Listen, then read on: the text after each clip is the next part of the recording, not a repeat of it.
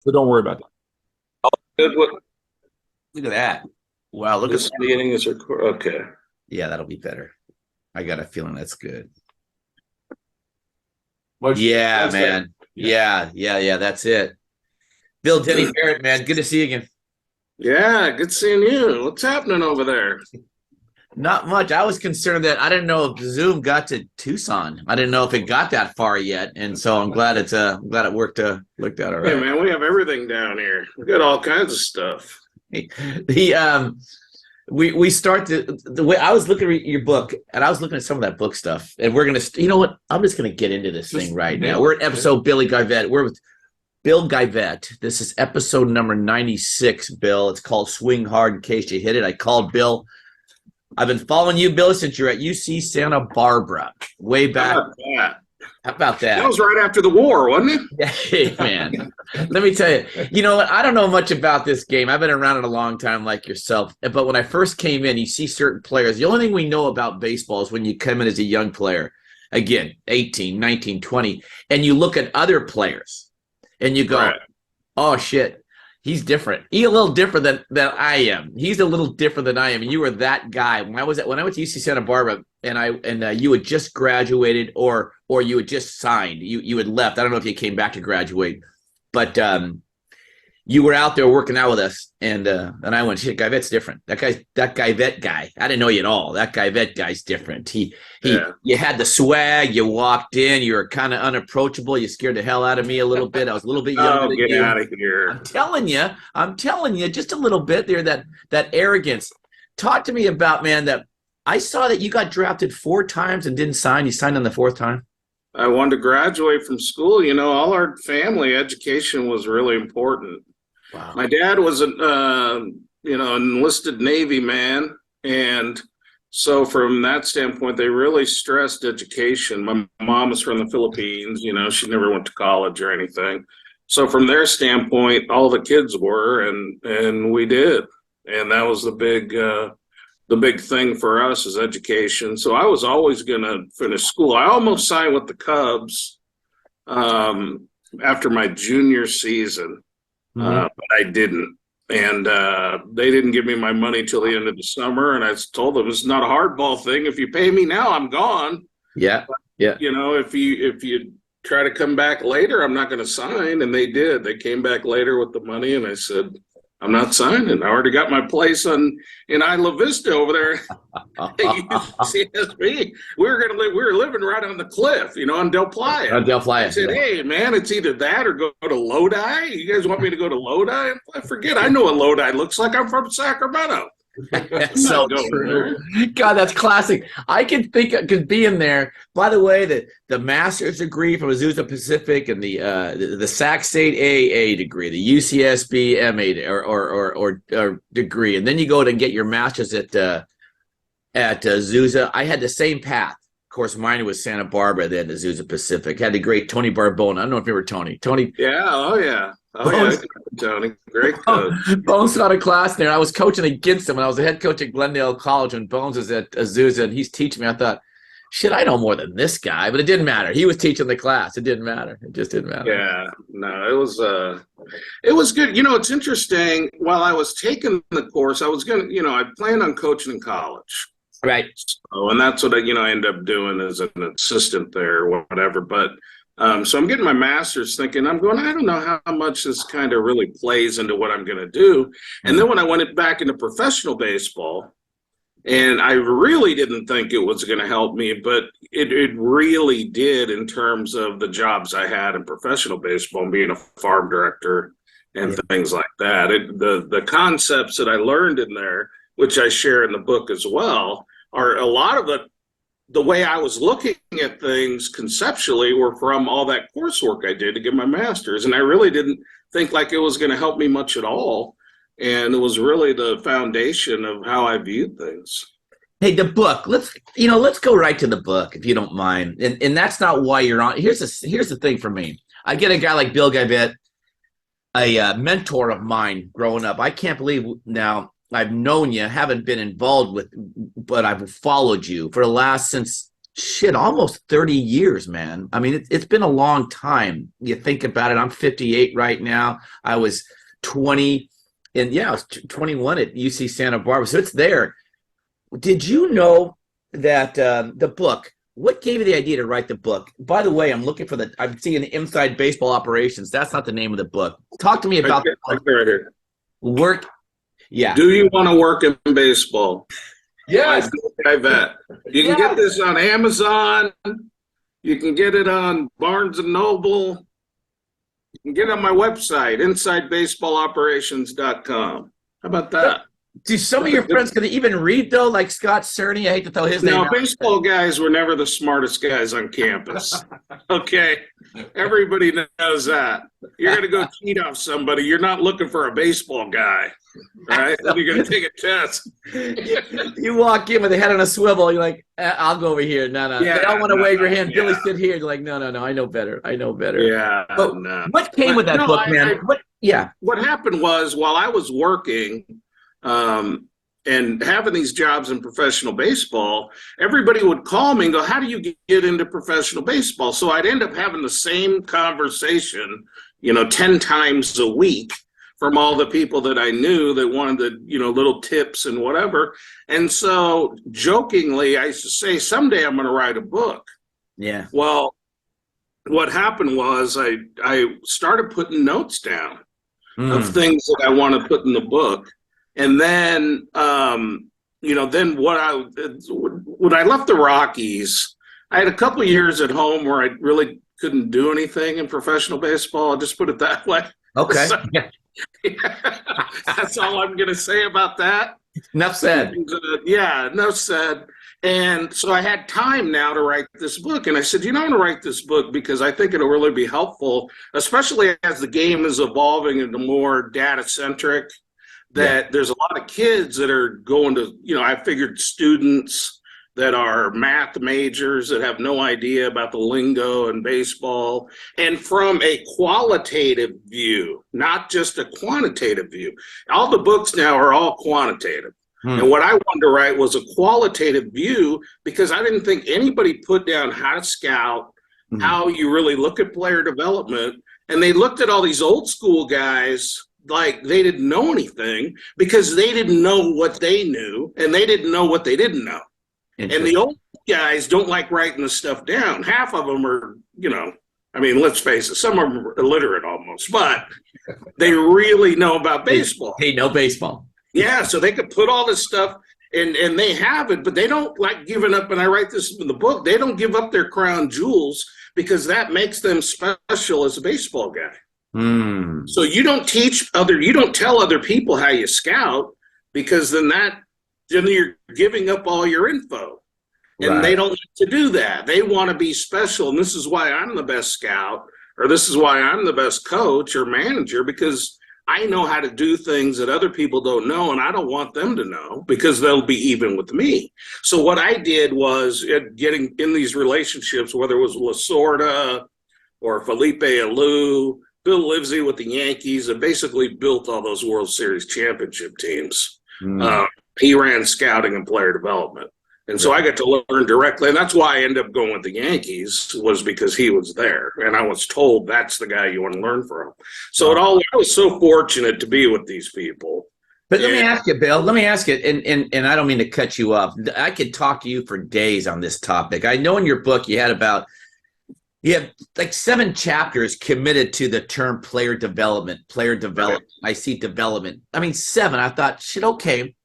Are you spending all our money on player development? Are we going to, or you mentioned the Yankees. I got to tell you, man, they pick up a lot of guys that have already had great careers that come over to the Yankees. Is it the development part of the Yankees, or is it the guys that they picked up in free agency? Why is there? Well, let's go back now to those years when I was there. So when I left the Yankees, Bernie Williams was in AAA. Andy Pettit, Mariano Rivera were in AA. Jeter was in A-ball. Posada was in AA. How am I doing? You're 4 out of 5 on Hall of Famers right now. Unless Posada's in. Yeah. Right up the middle of the field. Yeah. Right? You got your closer, your left-handed starter, which is the hardest starter to find. Yeah. You got your center fielder, your shortstop, and your catcher. Pretty good. Gotcha. That's not a bad grouping. Yeah, but I heard the reason why they won is because Joe Torre was the greatest manager of all time. Is that right? Yeah, that's right. That too. That too. I'm giving you. Hey, but you know what? Anybody that can manage in that town, you got to give Joe credit for that. I mean, anybody. The biggest one is Jeter. How in the hell is this guy, as a single guy, all those years in New York, and is basically unscathed? I mean, that's hard to do. That's like that should be his number one achievement in baseball. Now, not a batting title or anything. It's that. When you were talking about player development, first thing, the very first chapter, I was thinking now, I got a lot of, we had those NoCal, SoCal games with Al, and you guys at Santa Barbara for NoCal. We were Southern Cal, and God, I'm not a big Northern California. I can't stand the Giants. Can't stand them. All right. Why? Because I was born and raised a Dodger guy. But if you want to sell that book up to Northern California, why would you lead your first chapter with the interview with Tommy Lasorda? Was Tommy a big influence on you? Oh, Tommy is a real big influence on me. I think, there's things about Tommy when you're around him. So when I was with the Dodgers, I lived in Yorba Linda. Yeah. And Tommy lived in Fullerton. And if I bring you by Tommy's old house, the one he lived in, him and his wife, Joe, and yesterday was just the anniversary of Joe passing away. So, wow. It was a tough day for my wife yesterday. But, Tommy and I were with each other like 85% of the time. Wow. Always. Every time I went to see a minor league team, he'd go with me. We'd go watch a big league club on the road. He was always his job was to be Tommy Lasorda. Yes. Yes. He was really good at it. Yes. Wow. But Tommy, we were together all the time. So especially on days where, you're going in the wintertime and, there's going to be traffic from Yorba Linda to Dodger Stadium. I mean, they don't build traffic any tougher than that, right? You're absolutely right. But I always had the pass of coming in late because I'd say, oh, yeah, I had to bring in Tommy. And I'd say, hey, Tommy, I'm going to come get you. We're going to let this traffic die down a little bit. I'll come get you about 9:15. And so he was always the pass. So Tommy and I would, between driving together and being together on the road and all the lunches, I think I gained like 25 pounds. But other than that, it was really good just to sit and listen. And then those late night walks at Dodger Town, we all stayed there in spring training. The front office staff, the major league players would live off campus, minor league players and all the staff. And Tommy and I would walk every night. And when we'd walk, he'd tell me stories about Branch Rickey and the type of things that he would give these speeches and what he'd talk about and where the old barracks were when Tommy was a player. And I'd listen to all that about, I think, how like Mr. Rickey would view things and whatever. So it was really interesting from that. And Tommy gave me he always said, I'm going to give you the best education, even better than if you went to Harvard or Yale. Absolutely. And I got some stories on some Tommy stories. If, maybe we can do that too. But as far as the book, I started out with that just because I want the reader to know that if you're planning to work in professional sports, this is a life. Mm-hmm. It's not a job. You don't go from 9 to 5. You don't get weekends off. Hell, we play on the weekends. Right. We play at night. Right. Your life is that, and you have to be committed to that. And you're going to have low pay, and you're going to have all those things. So if you're really going to pursue this and want to do it, then it's more about being passionate about it. It's more about, this is what I want to do for the rest of my life. And I'm not worried about how much money I make or whatever, because I'm more than likely going to be in a job where I don't make a lot of money.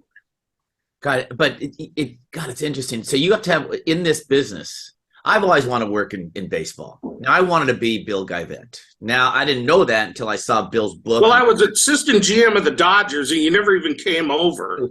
I was insecure. I thought, God, Bill's not going to remember me. I'm going to say, hi, Bill, I'm Denny. Right. I wouldn't know what what's the assistant GM do? I talked to, who was our GM for the Jets? Tannenbaum. We had Mike Tannenbaum on here and he's the GM for the Jets. I said, what's a GM do? And he says, that's a good question. He talks about He talked about a guy didn't want to sign his contract till after the weekend because there's a wedding this weekend, and the whole family would be asking for money and pulling from money if it came out on public stuff like that, Bill. And what does a GM and assistant GM do in the baseball world, man?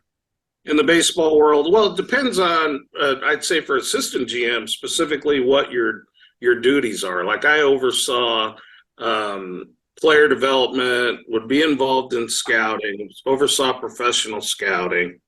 I'm talking about amateur scouting, Yeah. but so I would go out and see some draft picks or potential draft picks, but more involved with the professional side and dealing with our professional scouts, working with the major league staff. Mm-hmm. And who the call-ups are and all that, and the 40-man roster and whatever, because of where you're at, you kind of sit in a unique position in the organization to really make the decisions on who's going on the major league roster, who would be to come off. But it all depends on where you're at and your skill set and the skill set of the people around you. I mean, in Montreal, when I was in Montreal, I was just a farm director. But Felipe Alou wouldn't make a decision with the major league club until I came in. Now, I'd say that, but he'd always say, I want Guy Vec coming in. So I'd be with a minor league team. I remember one time I flew to Houston as the old Astrodome. Yeah. I'm a 30-year-old farm director, but Felipe, he thinks that I'm the best evaluator in the organization. So here I come walking into the Astrodome, and Pedro Martinez is with us. And Petey's locker is right by the door, and I walk in, and he yells out to the clubhouse. He goes, "Hey, somebody's going down," because they all knew when I came in something was up. Wow. There was some type of roster change. That's it, man. Talk about that conversation, Billy. God, I got so much I want to go on to. This is a 9-hour podcast, Yes, it is, Bill. yeah. Good deal. So we'll be set. No, talk about that conversation. We saw Moneyball. We saw the joking that went in there, but with you, you're in there.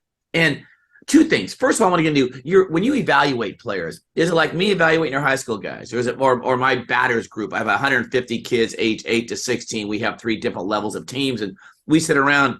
You're wrong. I said this the other day. I'm wrong most of the time because a guy goes 1 for 6 that weekend. That means, is my evaluation off? Like, how are you evaluating? Are you projecting even in the big leagues? Or are you projecting at A ball till we get to double A? Get into that shit for me. Yeah, man. well, this really in the scouting section of the book, I document exactly how I was taught with the Yankees. I even talk about the first day where Bill Livesey, that boss, that architect of those teams, and then I pick him up at LAX, and we're going over to Pepperdine, and Aaron Boone's a freshman. And so Boone's out there, and I talk about how I viewed him that day after talking to Mr. Livesey, or how I would have looked at him as a college coach when I was at Long Beach or Loyola. Yeah. That type of thing in terms of how much you think you know. Like when I was coaching in college, I was the smartest guy out there. Right. I knew all the players. I knew their parents. I knew the snack bar lady that would tell me about. I knew everything, right? And I could evaluate players and who's going to be and da-da-da-da-da. But I really had no accountability for my mistakes. So you think you're really good. When you work in professional baseball and you're accountable and you have to write a report, now you learn where, okay, I might not be that good at this. Yeah, I get it. You change your mind a lot when you're in just in the baseball world. But when you're actually scouting for it, you can't. It's on paper. Yeah, you don't get to change that. It's already done. Do you ever? Yeah, go ahead. I'm going to stop. Keep going, brother. It's all you. Yeah. But just from what I talk about in the book is you set your barometer by potential strength and athleticism. That's how you project. So your barometer is set that way. Now I'm talking about trying to figure out who's going to play in the big leagues and who's going to have impact and duration at the big league level. So it goes a little bit further than that. And this is the way I was taught. So the body and athleticism are really important. Right. And that's where you hear scouts will say, oh, yeah, he didn't pass the eye test. Yeah. That's basically what they're talking about, not the kid vision or anything. Gotcha. If my eyes looking at him, do I think that body can have future success, not right now when he's 17, but when this guy is 25, 28 years old. That's what I'm trying to figure out, when Hey, he's Bill. going to be at the big league level. Hey, Yeah. Bill, real quick, I had a question for you too. If you see a guy's athletic, I guess you were thinking that you can teach him to play the game. Is that the thought? Or because you can't teach somebody to be athletic? Was No, that it or no? yeah, it's part of the foundation. Yeah. So, the better the athlete, the probably less you care about the size Gotcha. and potential strength. That's where you miss on a lot of those real good young pitchers. Tim Lincecum could walk backwards on his hands. Wow. That's Greg Maddox, a great, Pedro Martinez, a great athlete. Those 6-foot right-handers, or people miss on all the time, and it ends up happening when they're that athletic. Yeah, this guy might really be good, but that I have a little chart in there that I made up, and that's part of it. The more athletic you are, the less you have to worry about strength. It should probably, if you look at the graph, what I say on there is you got to at least be, 5.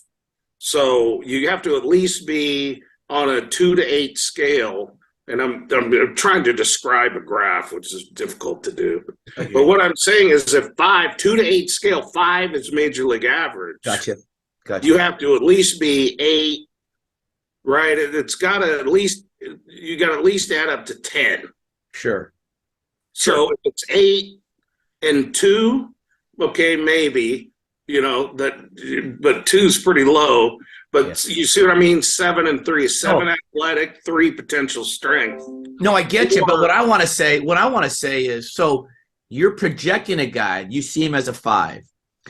But when he arrives at the big leagues, and this is what you're really good at with Bill Guyvet, name of the book?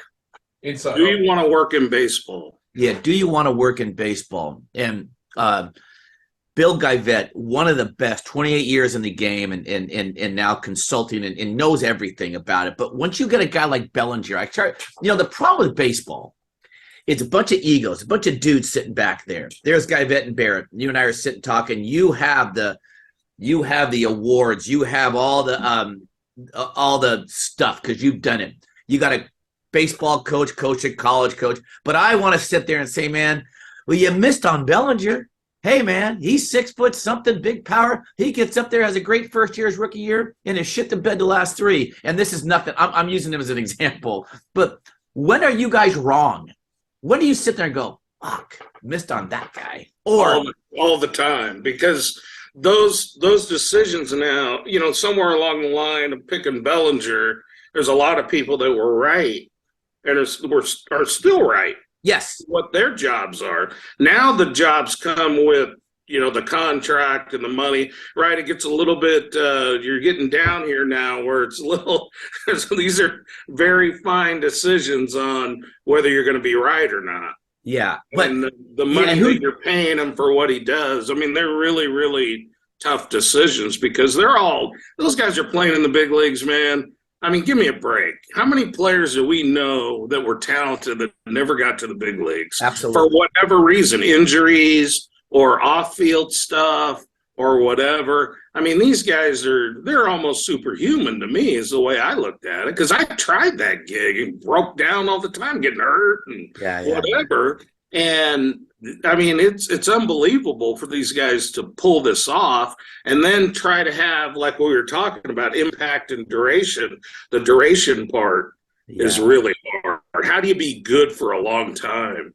I mean, that's hard to do at that level. At the highest level on the planet, that's really hard, man. How do you get, Bill, when you come in there, when a guy calls you and when Alou says, I want Guyvet here, he's the evaluator. That's a lot of pressure on you. What separates you from Joe Ferrone or Denny Barrett or what separates you? Why do you see guys differently? Why is your success so much better? It's like, why is Ted Williams a better hitter than everybody else? Why? And I think you guys are really good too. So don't try to separate me from you. But I've just done it a little bit, not for Ferrone too has done it, but He's at great. a different level. But I've been blessed with all the experiences of every level.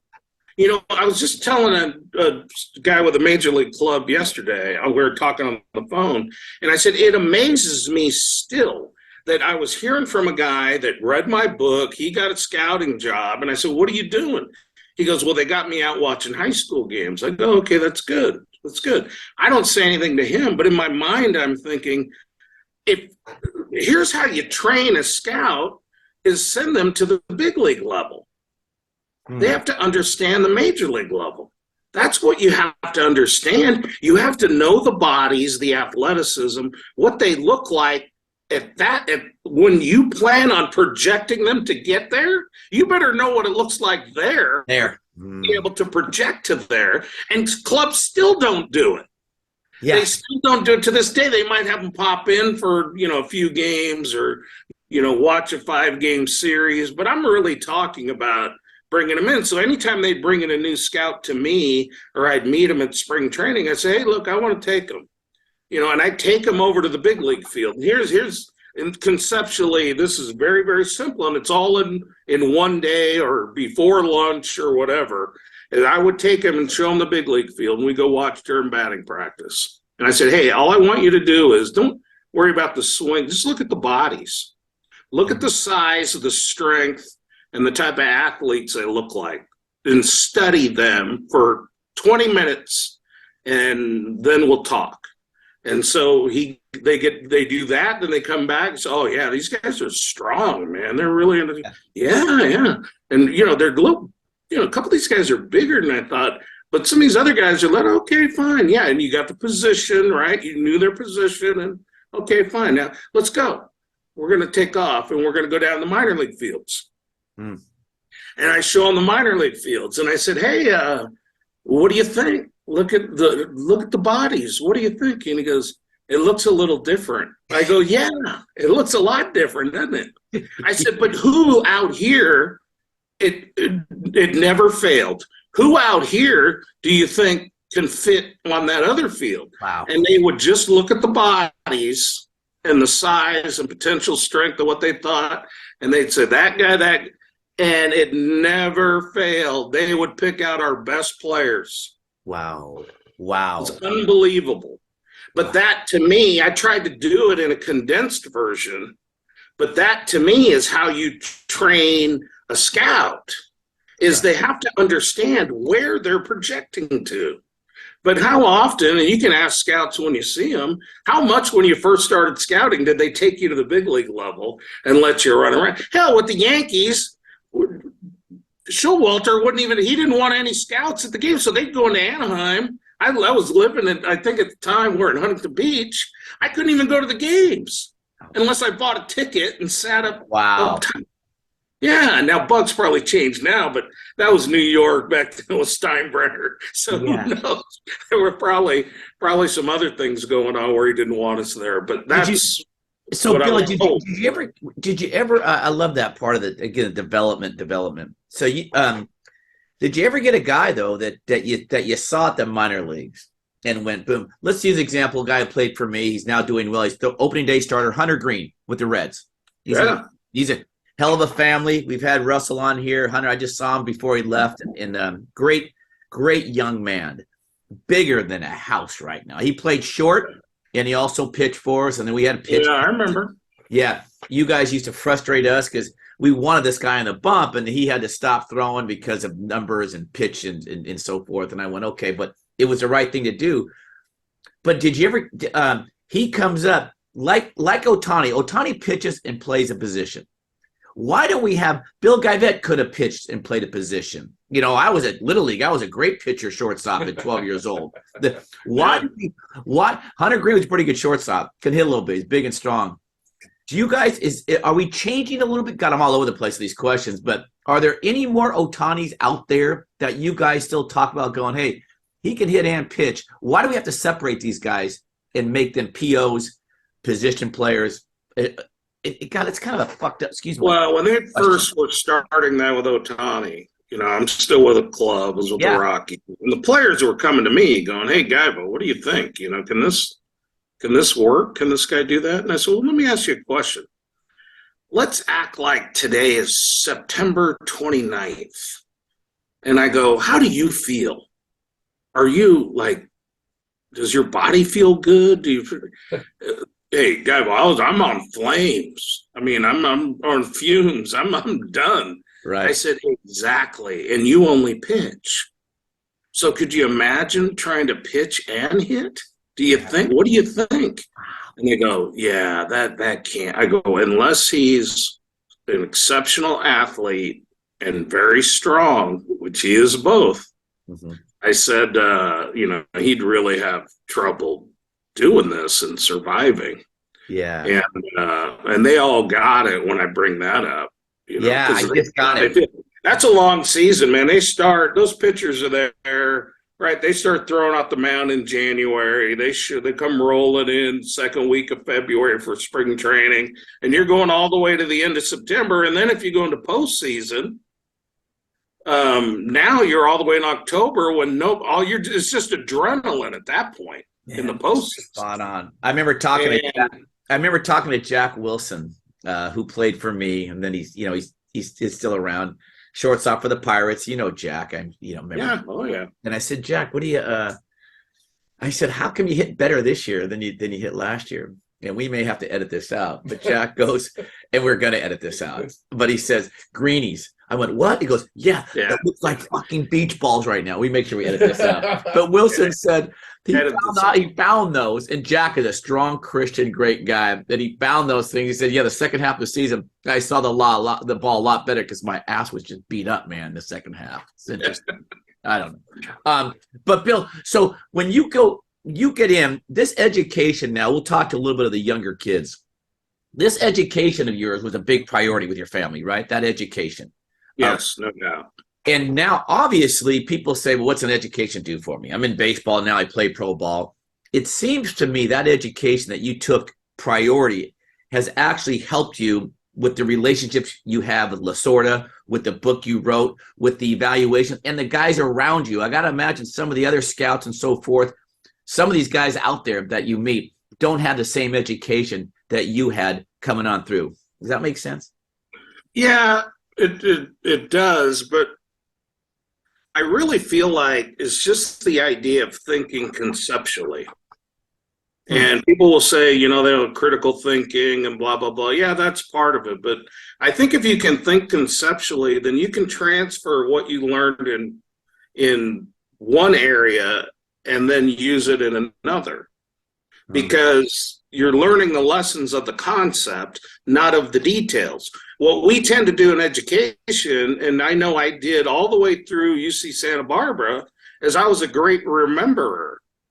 I just tried to remember info and then spew it out on a test instead of understanding conceptually what the idea was. I never looked at it that way until I was getting my master's. And then when I was getting my master's, they were almost teaching us, because everybody would be in a different discipline. You might be just in sports or a coach or you're a teacher or whatever. So they were teaching more to concepts. And then everything clicked. I go, okay, here's what that's why, I didn't get all A's when I was in high school and in college and undergrad. It's because I didn't think conceptually. And now I got it.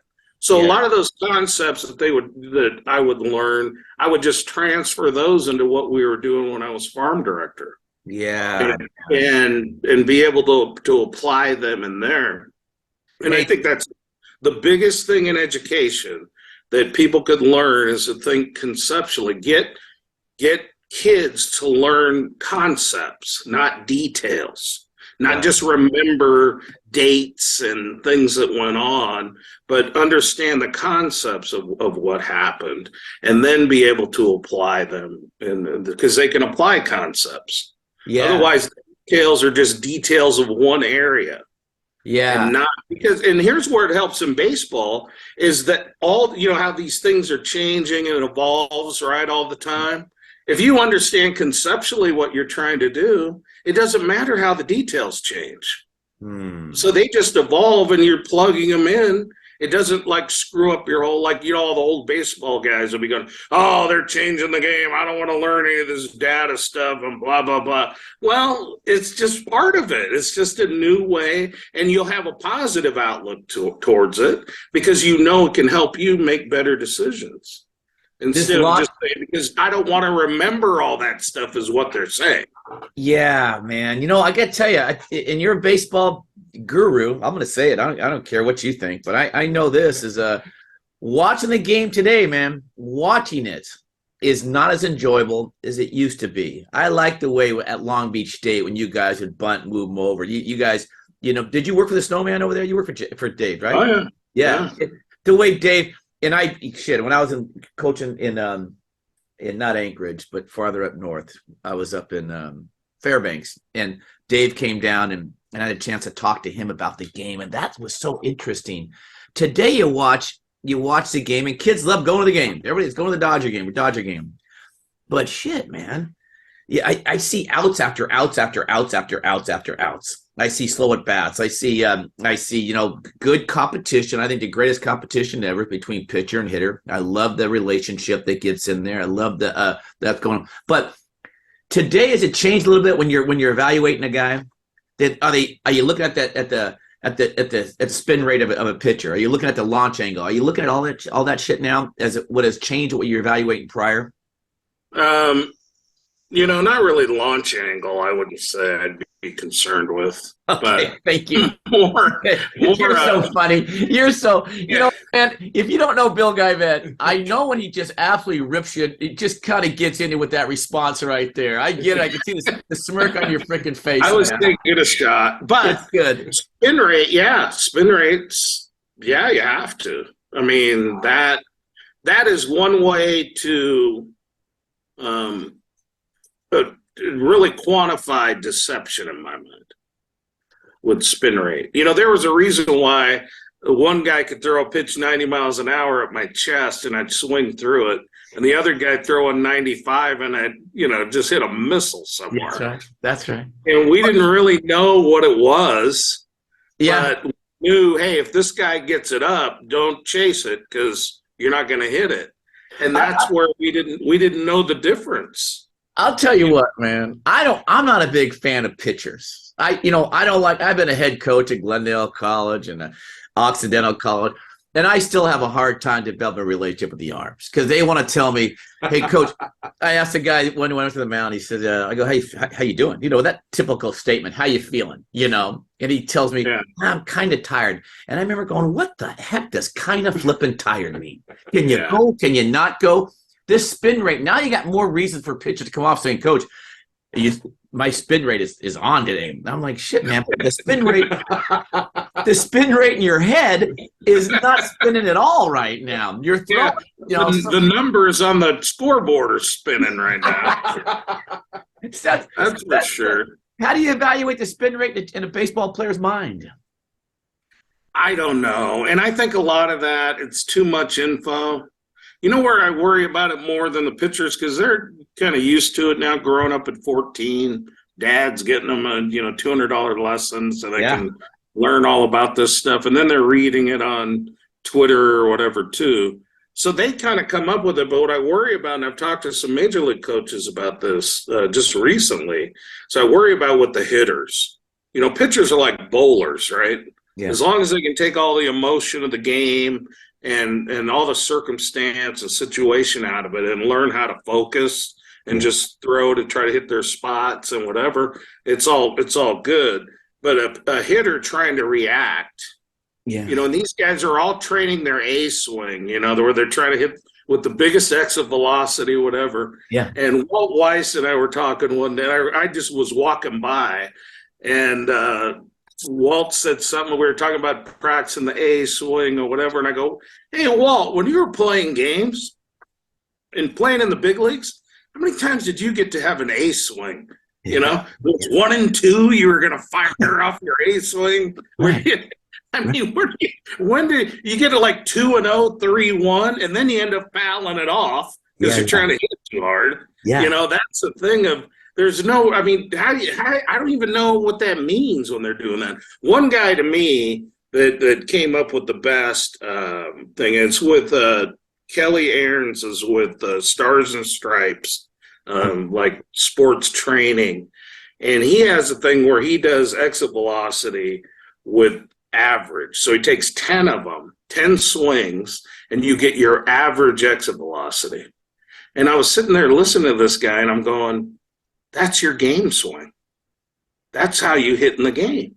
So wherever your exit velocity, where it averages out, now I'm just trying to get it to be a little bit higher.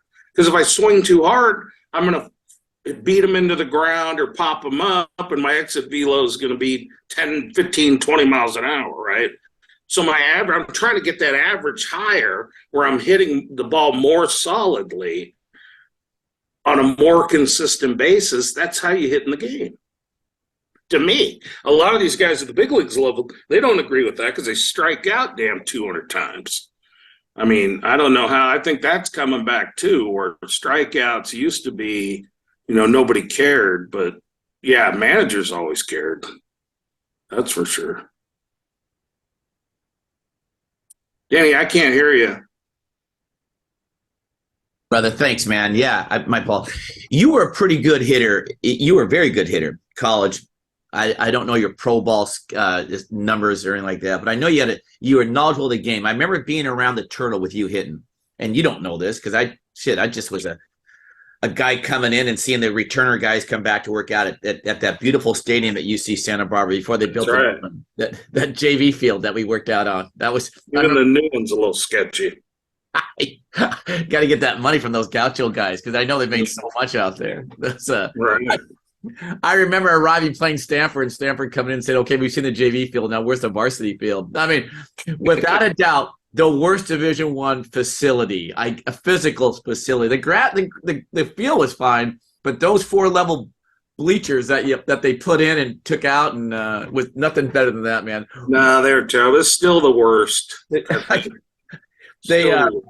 you but what I was going to ask you is when you're looking at hitters and you're looking at guys in there again, is it more important for these when you're evaluating in your book, man? I know it spells it out there, but what are you evaluating? Are you evaluating swing? Are you evaluating contact, or how about results? I'm kind of well. Remember now, but you got to set your barometer. So you're going back to that foundation again. That's how you start. So if you take body and athleticism and start there, that sets. Think of a 2 to 8 scale. Mm-hmm. I got it. I'm looking at Hunter Green. That's an 8 body with 8 potential strength. Right? Yes. He's 16 on that. So I'm not. So if I go out and Hunter Green strikes out a couple times and pops up, I'm not really that worried about his today's performance. Gotcha. And that's how it works. So that hitter, I can't evaluate him and just start looking at a swing. I start from the very beginning of what is my barometer while I'm looking at him. And then if I do see some sense of balance and I do see some bat speed and some pitch recognition, now I'm on my way to saying, okay, I think this guy's going to be able to hit. Branch Rickey thought they could teach anybody to hit. He was run and throw. If they can run and throw, we're going to sign them, and we'll teach them. And they're athletic. We'll teach them how to, we'll teach them how to hit. I don't believe I can't go that far. I don't know what it was like in the 1930s, but today it's not like that. Because there's many guys that can run and throw, and they'll never hit. No, I told the guy, as we always tell those players, you can't steal first base. Coach, I can run. This guy can run. Claudell Washington could run, but someone had to get to first base before Claudell got there. So then he could get the running part in there. The one thing that they told me that always stuck me with the Yankees, and Bill Livesey told me this. He goes, hey, look, when you're going out and watching hitters, we have hitting coaches with the New York Yankees. We don't have missing coaches. Oh, that's good. So if they're missing the ball a lot, we don't want them. We have hitting coaches. God damn, I love that line. So good. And it's, in its simplest form, right? I mean, isn't that the truth? Wow. I mean, you're going to watch a hitter. Can the guy make contact? When a pitch shows up 3-1 and it's fastball, right? You're still flinching when you watch the game. I know you. Yeah, right. You still, it's like I know, and I'm watching a game on TV, and a 3-1 is like right down the middle. I'm almost, I mean, my arm starts with this, like I want to fire a bat. Give me a stick, man. Yeah, Let me yeah, swing man. this thing. I And it's the remember. same, but that guy, you can't. At an amateur level, when you're watching, they should not miss those. The one thing though that I will tell you, and God, who was the hitter we had? I can't remember the hitter right now. And I don't want to say anything about him because then people will say, "How'd you forget me, Guybo?" You know that. But we were playing a game in Visalia, and I'm watching the game, California League, and I'm farm director at the time with the Rockies. And I had a younger guy with me who was just starting out. I go, "You want to see if a guy's going to be a big leaguer or not in the minor leagues?" And I said, "Yeah." And I said, "Well, it's the 11th inning. If this guy's going to play in the big leagues, now not just off this at bat, but if he drives this, ends this ball game right now, because we're the home team, I start having a feeling of a little bit more than just his physical tools and whatever, because he can arise to the occasion in an A ball game." Yeah. And he hit a 3-run homer, and the guy looks at me, and I said, He'll be all right. He'll be able to handle the bigger moments along the way that it takes, because it's tough. So even in A-ball, those little glimpses, that you see, and you kind of, okay, here's a big spot. Let's see if our boy can do something here. I remember I played for coach with Ed Sheff. God rest in peace, up there at Lewis Clark State. Great guy. We go out there. He wasn't big in video, but he wanted me to go out and video at hitters. When we were scouting guys, we go to Sacramento for the JC All-Stars, whatever. Yeah, right. We'd go to SoCal, down to Loyola Marymount.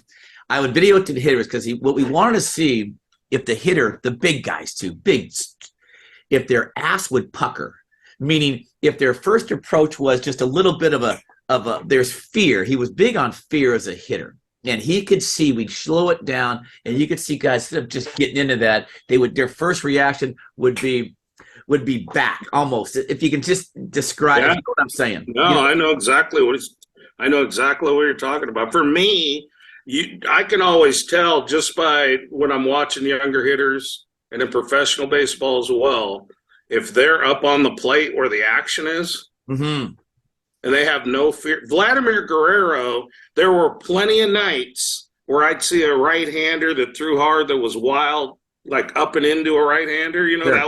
That was like his miss. He tried to throw too hard. And Vladimir Guerrero, and even you remember Brad Fulmer. Oh, absolutely. They played on the same team. And I'm going, oh, my God, this is the night where Guerrero gets hit in the head. Yeah. Because he's all over the plate. And this guy's wild up there. And they have no fear, man. None. I mean, they got to get in there where the action is. And I'm sitting there, and I always thought in my mind, you could tell, I want hitters that are right up in there, because that's where you have to be. You got to be able to reach all these pitches. Right. And the good hitters are always the plate coverage part of it when you're sitting from behind as a scout. Yeah. And they can physically reach everything. Yeah. They have no fear at all when they're standing. So true. That arm side run, and that you see, I didn't know Glad got up in there. I did not realize that. These guys, the balls come. But I remember watching the great George Hendricks hit for the St. Louis Cardinals. He had that close stance. He was so far away from the plate, and he said, "I'm just going to handle the inside half." Well, if what he's saying, that 17-inch plate, he didn't want. He wanted to just handle that inside, but anything that was away, anything that allowed a 3 or 4, he was done right there. A lot of pitchers can't hit their spots. Would you agree? No, they can't. That's the thing. The average miss on a fastball at the big league level is like 6 inches. Wow. So they don't. It's not like they're just drilling the glove all the time. Right. You'll see it. We get conditioned that way because you'll see a highlight where a guy took a call third and it looks like they're just painting or whatever. That's why guys like Maddox and Glavine were so good. Plus, they had like a 24-inch plate some nights. Yeah, right. That's the. I mean, I'm telling you, they don't do it. They do it in the bullpen.